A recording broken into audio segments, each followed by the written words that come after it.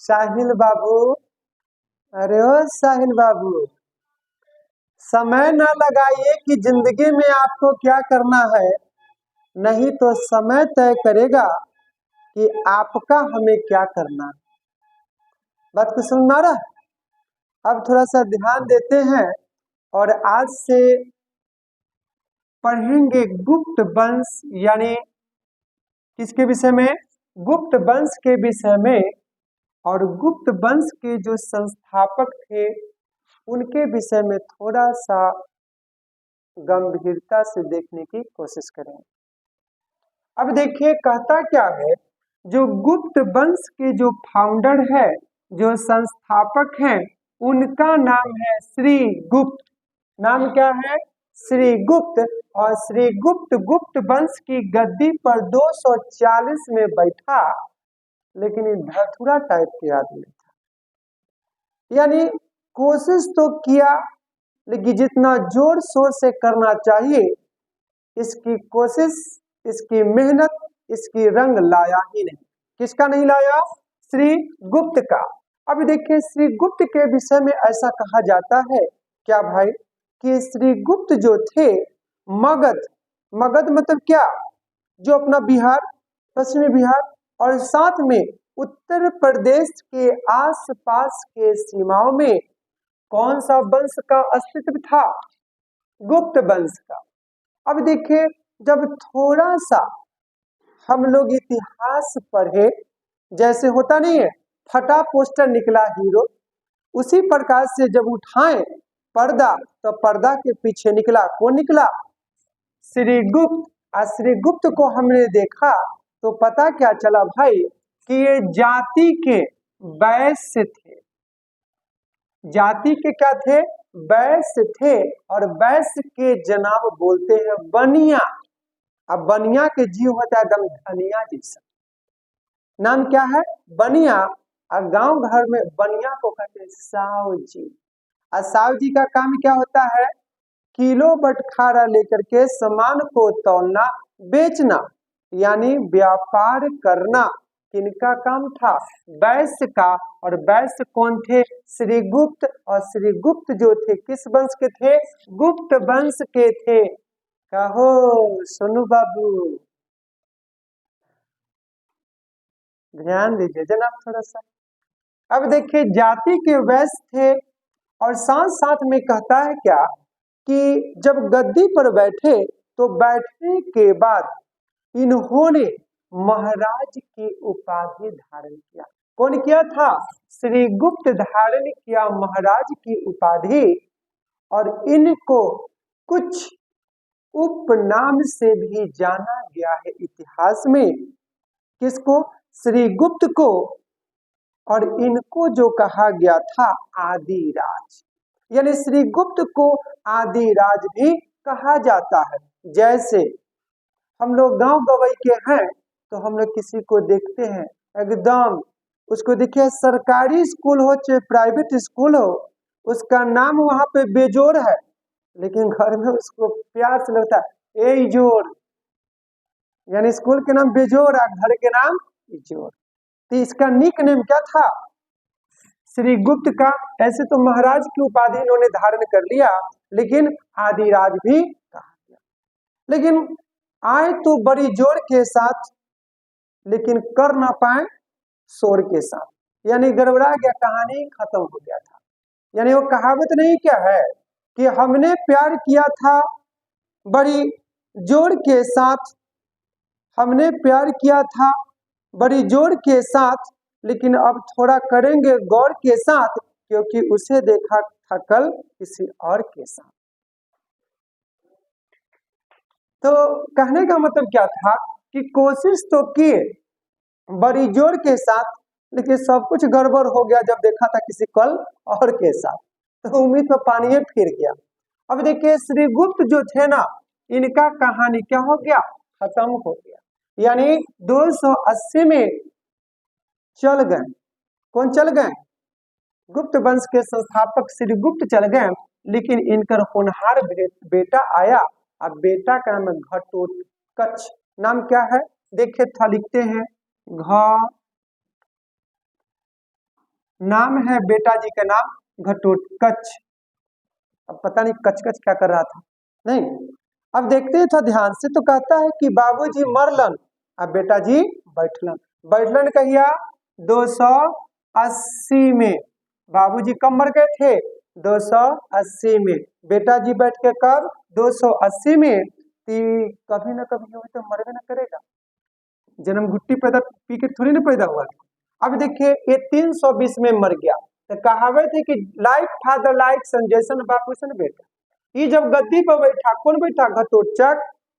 तीहो खूब कोशिश किया जिंदगी में कामयाब होने के लिए। देखिए एक बात हमेशा याद रखिए, अपने आस पड़ोस में हम किसी को देखते हैं तो हमें ऐसा पता चलता है कि फलाना जी का लड़का चाहे फलाना जी की लड़की रातों रात सफल हो। ऐसा नहीं है मेरे जनाब, न जाने वह कितनी रातों को जगा होगा, उसके बाद जाकर के उसको सफलता मिला होगा।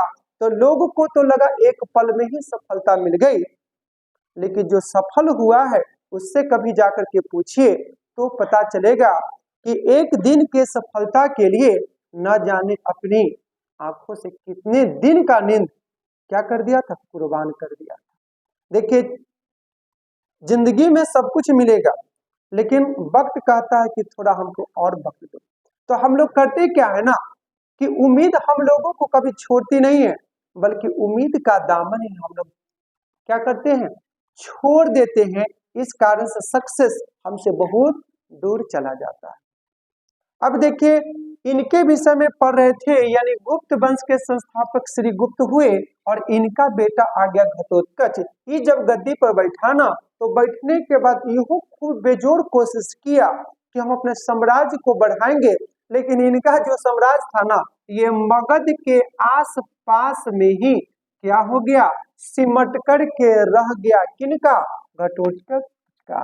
किनका पुत्र है? श्री गुप्त का। साथ में कहता है क्या कि इन्होंने भी, किसने?